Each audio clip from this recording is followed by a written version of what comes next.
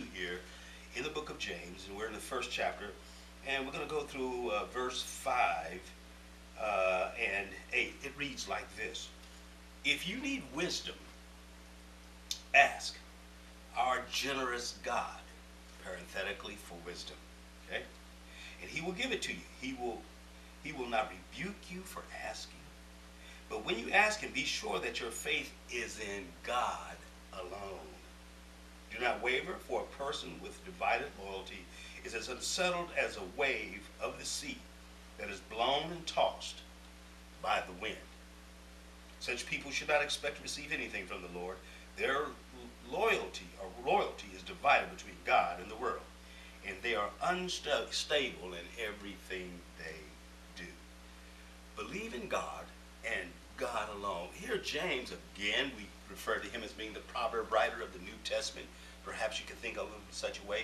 Just bulletizes some truths for us.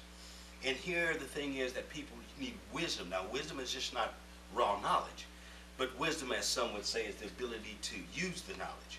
But more specifically, wisdom has to do with what we know about the operation of human functioning based upon God's word. Let me say that again. Wisdom is what we know about human functioning, whether it be individual, interpersonal, intrapersonal with others, social, family, governmental, all of those areas of humanity. I call that human functioning.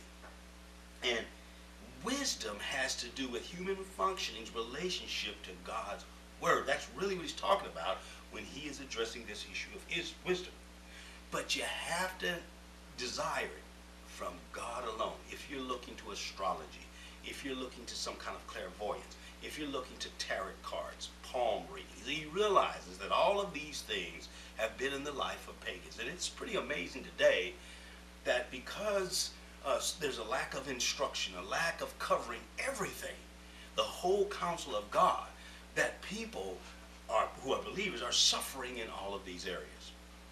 And so that's the reason why we say it is God and God alone. Now watch this. He goes on to say that anybody, who is going to be a follower of the Lord and believe in him, has to believe in him alone, and you can't be unstable about it. You can't say, I'm going here for some information, I'm going over here for some information, I'm going over here for some information, and I'm talking about spiritual insight, spiritual wisdom. Obviously, we've got something physical going on with us. We go to the hospital, we certainly take the Lord with us first and foremost. And we've got something going on with our finances, we go to see a financial advisor. You understand what I'm saying? You understand what I'm saying?